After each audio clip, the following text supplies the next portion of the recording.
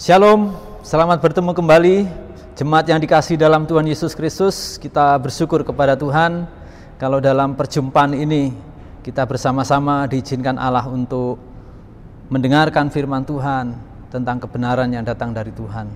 Mari sebelumnya kita akan berdoa, mohon pimpinan Tuhan. Bapa kami di sorga, kami berdoa mohon Roh Kudus yang menolong kami. Tuhan memberikan kami kesanggupan untuk mendengar firman-Mu. Tuhan memberikan kami kekuatan untuk kami memperhatikan dan fokus kepada firman-Mu. Berbicaralah kepada kami Tuhan, agar kami boleh mendengar, dan berkatilah kami untuk melakukan firman-Mu, menyikapi firman-Mu, dan bertindak, dan sehingga hidup kami diubah oleh karena firman-Mu. Di dalam nama Yesus Kristus, kami mendoakan semua pemirsa jemaat sekalian dimanapun berada, Tuhan memberkati mereka. Di dalam nama Tuhan Yesus hamba berdoa, amin. Saudara yang dikasihi dalam Tuhan Yesus Kristus, ada banyak slogan mengatakan sesuatu yang hebat, yang luar biasa. Dengan harapan slogan itu disampaikan supaya banyak orang tertarik dan akhirnya mereka mengalami satu perubahan. Di dalam kehidupan kita sebagai orang percaya kepada Allah di dalam Yesus Kristus, ada satu bagian yang sangat penting lebih daripada slogan, yaitu Tuhan Yesusku hebat. Apa saudara? Tuhan Yesusku hebat. Nah, inilah yang menjadi satu judul firman Tuhan, Tuhan Yesusku hebat. Firman ini diambil di dalam kitab Ibrani pasal 13 ayat 5, yang demikian firman Tuhan dikatakan, janganlah kamu menjadi hamba uang, dan cukupkanlah dirimu dengan apa yang ada padamu, karena Allah telah berfirman, aku sekali-kali tidak akan membiarkan engkau, dan aku sekali-kali tidak akan meninggalkan engkau. Saya memberi satu judul, Tuhan Yesusku hebat. Saudara, katakan kepada kanan kiri saudara, Tuhan Yesusku hebat. Nah, saudara, apa yang hebat dari Tuhan kita Yesus Kristus, saudara? Dalam bagian teks ini kita akan melihat kebenaran yang luar biasa kalau kita mau memperhatikan dengan sungguh. Nah, mari kita perhatikan satu demi satu dalam bagian ini. Jadi mengapa Tuhan Yesus hebat? Mengapa Tuhan Yesusku hebat? Mari kita perhatikan satu ayat ini akan kita bahas. Nah, yang pertama saudara, Tuhan Yesus Kristus menghendaki Bapak Ibu dan saya supaya kita jangan menjadi hamba uang. Bukankah itu hebat Bapak Ibu? Supaya Bapak Ibu dan saya sebagai anak-anak Tuhan jangan menjadi hamba duit. Itu kehebatan Tuhan Yesus, Tuhan Allah kita. Artinya, berarti kita saudara sekalian diminta Tuhan untuk menjadi hambanya Tuhan. Bukan hamba uang, bukan hamba dunia ini, tetapi hambanya Tuhan kita Yesus Kristus. Bukankah sesuatu yang hebat ketika hal itu dinyatakan oleh Tuhan kita Yesus Kristus di dalam firman-Nya ini? Nah, saudara yang dikasihi dalam Tuhan, setiap orang percaya adalah hamba Tuhan. Saudara percaya bahwa saudara adalah hamba Tuhan? Itulah yang Tuhan inginkan. Dengan harapan, dengan Tuhan kehendaki supaya saudara menjadi hamba Tuhan, bukan hamba uang. Nah, ini tertarik saudara, ini menarik. Dunia sedang mencari uang. Kalau uangnya kolab mengalami kesulitan, dunia sedang suram, mengalami kesuraman. Manusia pun begitu, kalau nggak punya uang, pusing, nggak karu-karuan. Begitu ya. Kalau ininya bokek saudara, sudah bingung, sakit penyakit datang. Tetapi kalau uangnya datang, wajahnya tersenyum dan penuh ceria, sehingga orang nggak takut melihatnya. Tapi ketika nggak punya uang, wah saudara, segala sesuatunya berubah. Lesu, nggak punya semangat, nggak punya daya juang. Tetapi kita sebagai anak Tuhan, dibuat Allah, dirancang Tuhan untuk menjadi orang yang sungguh-sungguh menjadi hamba Tuhan, bukan menjadi hamba uang. Mari kita renungkan ini. Janganlah kamu menjadi hamba uang. Janganlah Bapak Ibu, kita semua menjadi hamba uang. Uang itu penting. Percaya saudara uang itu penting? Uang itu penting buat hidup kita. Tetapi uang itu tidak menentukan hidup mati saudara. Uang tidak pernah berkorban untuk hidup saudara. Bahkan karena uang saudara bisa menjadi korban. Tetapi Tuhan kita Yesus Kristus, Dia sudah berkorban untuk kita. Bahkan mati di kayu salib. Dan bahkan Dia bangkit kembali pada hari yang ketiga. Dan Dia naik ke surga, menyiapkan tempat buat kita. Dan kelak Dia akan datang kembali. Dia berkorban banyak untuk saudara. Tidak salah kalau Tuhan mengatakan, janganlah kamu menjadi hamba uang. Karena uang tidak menyelamatkan Anda. Uang tidak menambah sejengkal umur saudara. Uang tidak bisa sanggup membuat Anda berumur lebih daripada sehari sekalipun. Kalau Tuhan katakan sudah selesai, selesai saudara. Nah, dalam bagian inilah Bapak, Ibu, dan saya diajak untuk mengerti firman Tuhan. Berbahagia kita saudara sebagai anak Tuhan. Tuhan Yesus juga mengatakan dalam bagian firman di dalam Matius pasal 6 ayat 24 dikatakan demikian. Dalam firman Tuhan, kita sekalian sebagai anak Tuhan tidak dapat mengabdi kepada Allah dan juga kepada Mamon. Harus menentukan satu pilihan yang jelas dalam hidup kita sebagai anak Tuhan. Kita nggak bisa mengabdi kepada Allah dan juga kepada Mamon. Yesus tegas menjelaskan, saudara juga harus memilih. Ada banyak gereja tidak berkembang, ada banyak Kristen tidak berubah. Kenapa? Karena dia belum menjadi hamba Tuhan, tetapi masih menjadi hamba dunia, menjadi hamba dirinya sendiri. Sehingga tidak berubah, sehingga sulit untuk mentaati Tuhan. Prinsipnya hamba itu apa Bapak Ibu? Prinsipnya seorang hamba adalah mendengar tuannya. Yang kedua, mentaati apa yang diperintahkan tuannya dengan benar. Jadi kalau kita diminta Tuhan janganlah menjadi hamba uang, berarti Tuhan menginginkan Bapak, Ibu, dan saya adalah menjadi hamba Tuhan, yaitu dengarkan firman Allah dan lakukan firman dengan benar, maka hidup saudara akan berubah. Paulus dalam kehidupannya sebagai seorang rasul, dia juga mengalami satu kehidupan yang sangat membutuhkan satu pergumulan dalam hidupnya. Sehingga ia memberi nasihat kepada anak rohaninya bernama Timotius, dikatakan, karena akar segala kejahatan ialah cinta uang.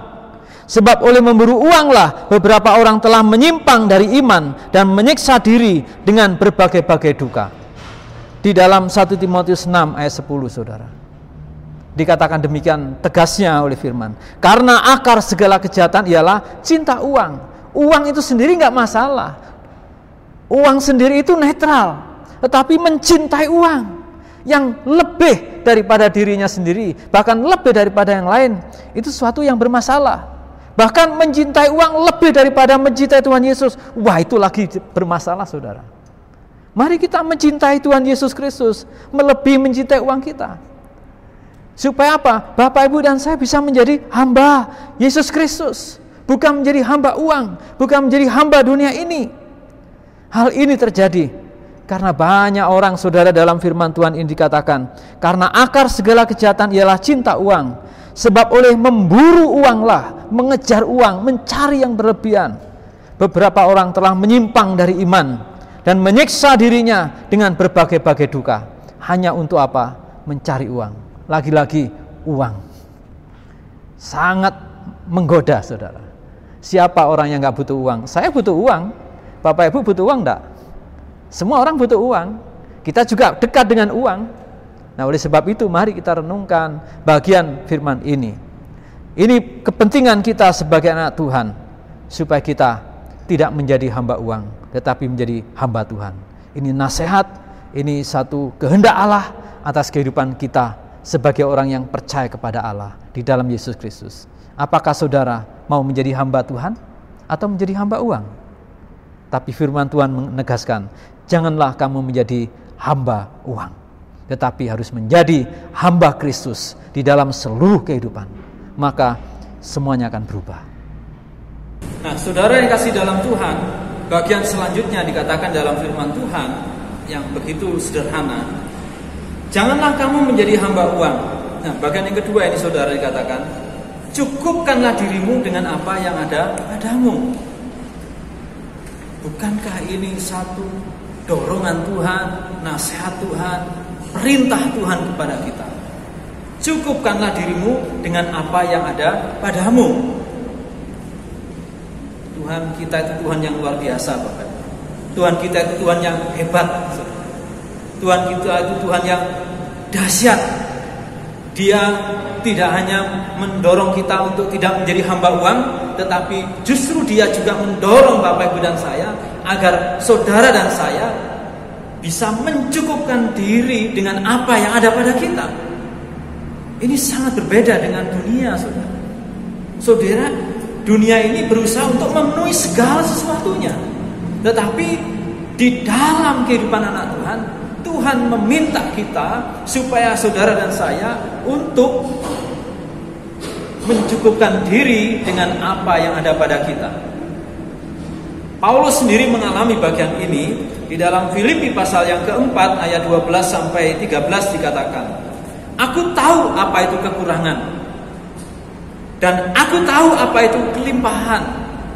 Dalam segala hal dan dalam segala perkara tidak ada sesuatu yang merupakan rahasia bagiku, baik dalam hal kenyang," berarti masalah perut saudara ya, kenyang, maupun dalam hal kelaparan, perut lagi saudara, baik dalam hal kelimpahan maupun dalam hal kekurangan.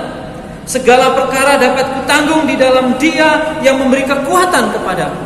Ini artinya bahwa Paulus, saudara yang kasih dalam Tuhan, dia belajar mencukupkan diri dengan apa yang ada padanya. Rasul Paulus, dia tidak hanya meminta kepada kita berbicara suatu hal, tapi dia juga memberikan kepada kita dorongan. Dia memberikan teladan hidup. Segala perkara dapat kutanggung di dalam Dia. Dia bukan berarti ini sembarangan, saudara. Jadi mencukupkan dengan apa yang pada diri kita ini tidak mudah, loh, saudara. Butuh seorang ahli, loh. Coba kalau saudara dapat gajian, gaji saudara cukup sampai minggu yang ketiga, yang keempat, kelima belum tahu. Gimana mengelolanya itu?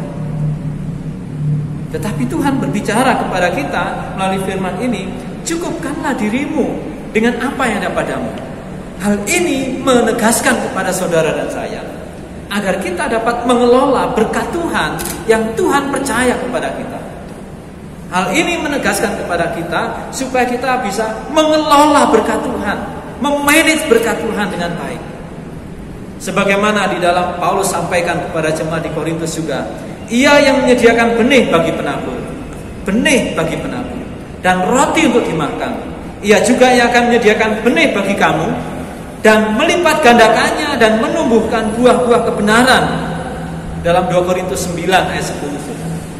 Kita diberi benih, biji, benih untuk ditabur. Tapi kita juga diberi roti untuk dimakan. Masalahnya yang membuat blunder, yang jadi masalah dalam kehidupan Kristen adalah benihnya juga dimakan, nggak ditabur. Rotinya dimakan, benihnya dimakan, nah mana nggak bisa panen, saudara.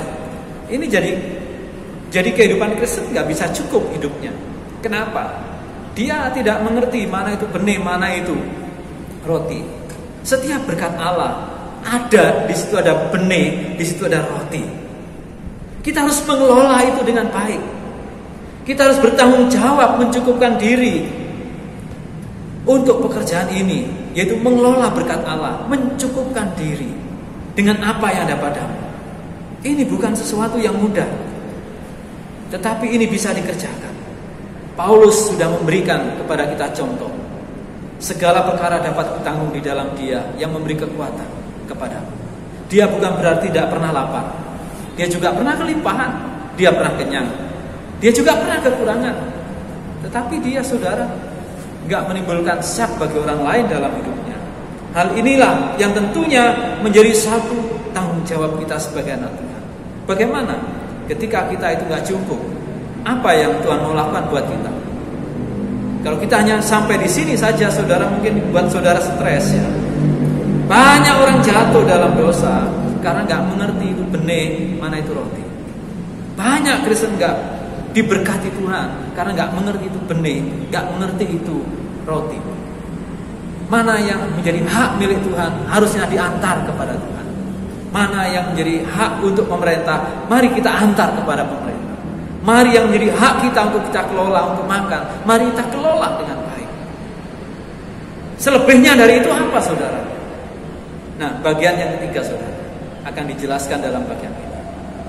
Nah, saudara, bagian yang ketiga dalam bagian ini dijelaskan oleh firman Tuhan yang sangat sederhana dalam bagian ini. Janji Tuhan, aku sekali-kali tidak akan membiarkan engkau, dan aku sekali-kali tidak akan meninggalkan engkau. Ini sesuatu yang penting saudara. Ini sesuatu yang harus saudara pahami. Kalau Tuhan katakan dalam bagian pertama tadi ya, yaitu supaya saudara dan saya tidak menjadi hamba uang. Dan yang kedua, kita disuruh mencukupkan diri dengan apa yang ada pada kita. Lalu, bukan Tuhan kita itu gak hebat. Tuhan kita itu hebat. Hebatnya di mana? Tidak hanya menyuruh-menyuruh, saudara. Tidak hanya menyuruh, kamu jangan jadi hamba uang. Kamu atur semua dicukupkan. Tidak hanya di situ, saudara. Tuhan kita itu hebat. Apa? Dia janji loh. Dia berfirman loh, saudara. Dia katakan dalam firman Tuhan ini, aku sekali-kali tidak akan meninggalkan kau.